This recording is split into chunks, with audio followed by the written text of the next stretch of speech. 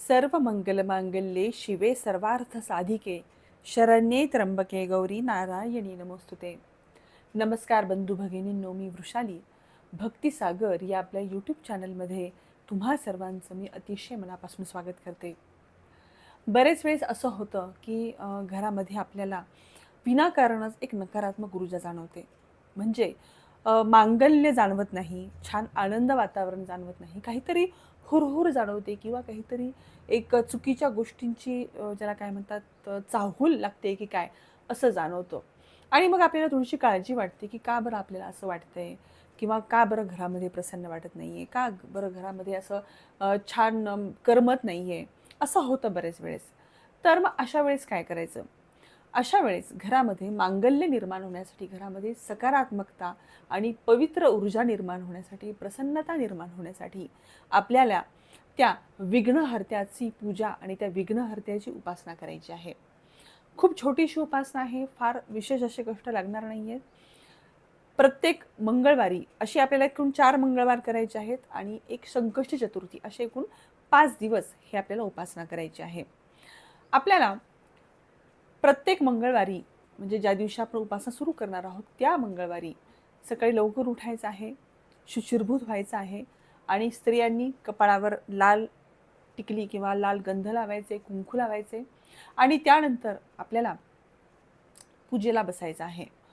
पूजेला बसल्यानंतर आपल्याला एका पेल्यामध्ये पाणी घ्यायचं आहे, स्वच्छ पवित्र असं पाणी, आणि दुसरा एक पेला रिकामा घ्यायचा आहे. रिकाम्या पेल्यावर आपल्याला हात ठेवून अघमर्षण सूक्त हे 3 वेळेस म्हणायचं आहे. 3 वेळेस हे सूक्त म्हणल्यानंतर ज्या पेल्यामध्ये आपण पाणी घेतलेलं आहे, त्या पेल्यातलं पाणी रिकाम्या फुलपात्रामध्ये आपल्याला पळीने टाकायचं आहे आणि पळीने टाकत असताना प्रत्येक वेळेस आपल्याला गंगा, यमुना, सरस्वती, तापी, नर्मदा, सिंधू, कावेरी अशा सप्त नद्यांचं आपल्याला नाव घ्यायचं आहे. म्हणजेच एक प्रकारे आपल्या ह्या सप्त नद्यांना आवाहन करत आहोत पूजेला त्या पाण्यामध्ये येण्यासाठी. तर अशा प्रकारे प्रत्येक वेळेस त्या पळीने रिकाम्या पेल्यामध्ये, भरलेल्या पेल्यातून रिकाम्या पेल्यामध्ये पाणी पळीने टाकत असताना गंगा, यमुना, सरस्वती, नर्मदा, सिंधू, कावेरी अशा नद्यांची नावं घेऊन देवी त्या पाण्यांना आवाहन केल्यानंतर आपल्याला एका ताम्हणामध्ये, त्या देवघरामध्ये जी आपली गणपतीची मूर्ती आहे ती मूर्ती आपल्याला ताम्हणामध्ये घ्यायची आहे. जर तुमच्याकडे गणपतीची मूर्ती नसेल तर तुम्ही गणपतीचं स्वरूप म्हणून लाल सुपारी सुद्धा घेऊ शकता. मग अशा प्रकारे ती लाल सुपारी किंवा ती गणपतीची मूर्ती आपण ताम्हणात घ्यायची आहे आणि या ज्या फुलपात्रातलं पाणी आहे, आवाहन केलेलं, नद्यांचं आवाहन केलेलं पाणी, त्या फुलपात्रातल्या पाण्याने आपल्याला त्या गणपतीवर अभिषेक करायचा आहे. अभिषेक करत असताना अभिषेक आपण कशाने करू शकतो? फुलाने करू शकतो, संध्यापळीने करू शकतो, कशाने करू शकतो. फक्त अभिषेक करत असताना मात्र आपल्याला 3 वेळेस गणपती अथर्व शीर्ष म्हणायचा आहे.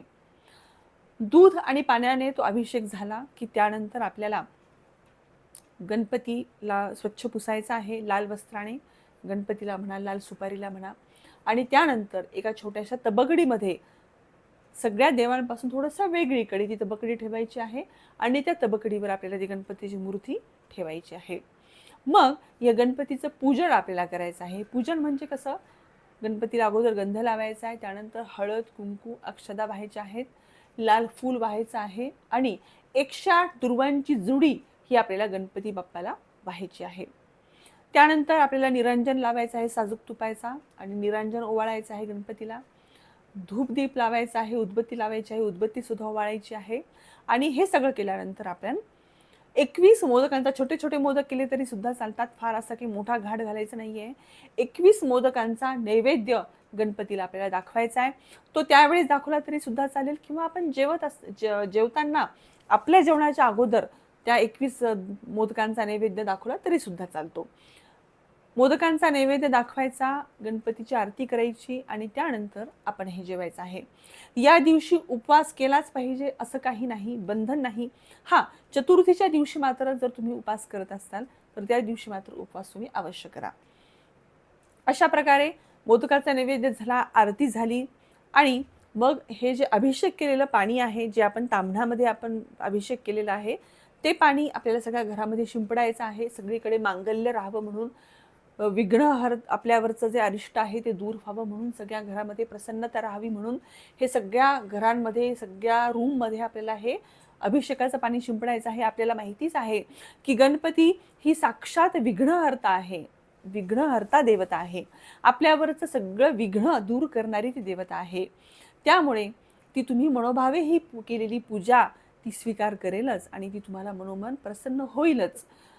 मग हे पाणी सगळ्या घरामध्ये शिंपडल्यानंतर आपल्याला त्या गजाननासमोर बसायचं आहे, गणपती बाप्पासमोर बसायचं आहे. मनोभावे गणपतीसमोर आपल्याला प्रार्थना करायची आहे, जी काही तुम्हाला प्रार्थना करायची असेल, की घरामध्ये मांगल्यता राहावी, कुठलंही विघ्न घरामध्ये येऊ नये, सगळं काही छान छान व्हावं, यासाठी आपण अजूनही तुमच्या मनात जी काही आहे प्रार्थना ती तुम्ही गणपती बाप्पाला करायची आहे. आणि त्यानंतर मग आपल्याला जेवण करायचं आहे. तर अशा प्रकारे अतिशय मनातून केलेली ही उपासना, अतिशय मनातून केलेला ही पूजा तो गणपती बाप्पा स्वीकार करतो आणि तुम्हाला नक्कीच यश येतं. तुम्ही कोणत्याही देवतेचे उपासक जरी असाल तरी सुद्धा ही उपासना, गणपतीची उपासना तुम्ही अवश्य करू शकता, करायला काहीच हरकत नाही. किती दिवस ही उपासना करायची आहे, तर आपल्याला फक्त 4 मंगळवार ही उपासना करायची आहे आणि 5वे चतुर्थीच्या दिवशी, संकष्टी चतुर्थी जी असते, महिन्यातून एक वेळेस येते, त्या संकष्टी चतुर्थीच्या दिवशी 1 आणि 4 मंगळवारची 4 दिवस, अशा प्रकारचे एकूण 5 दिवस ही आपल्याला उपासना करायची आहे. या उपासनेचे फळ हे अद्भुत आहे, याचे परिणाम हे अद्भुत आहेत. घरामध्ये खूप छान वाटेल तुम्हाला, अतिशय आनंददायी आणि अतिशय प्रसन्न वाटेल. घरातल्या कर्त्या व्यक्तीने ही पूजा केली तर अतिउत्तम आहे, घरातल्या कर्त्या स्त्रीने ही पूजा केली तर अतिउत्तम आहे. घरातल्या कर्त्या पुरुषाच्या वाढदिवसानंतर जो मंगळवार येतो, त्या मंगळवारपासून तुम्ही जर ही पूजा केली तर ती खूप जास्त लाभदायी ठरते. वाढदिवस झाला की त्यानंतरचा जो मंगळवार असतो, त्या मंगळवारपासून तुम्ही ही उपासना सुरू करू शकता. तर अशा प्रकारचं तुमच्या घरामधल्या सगळ्या विघ्नांचं हरण करणारी, सगळ्या संकटांचं हरण करणारी ही गणपती देवता, सगळ्या मुलाबाळांना बुद्धी देणारी ही गणपती देवता, सुख करता दुःख हरता ही गणपती देवता तुम्हाला प्रसन्न झाल्या वाचून राहणार नाही आणि तुमच्या मनामध्ये, तुमच्या घरामध्ये मांगल्याची बरसात केल्याशिवाय राहणार नाही, ही नक्की खात्री आहे.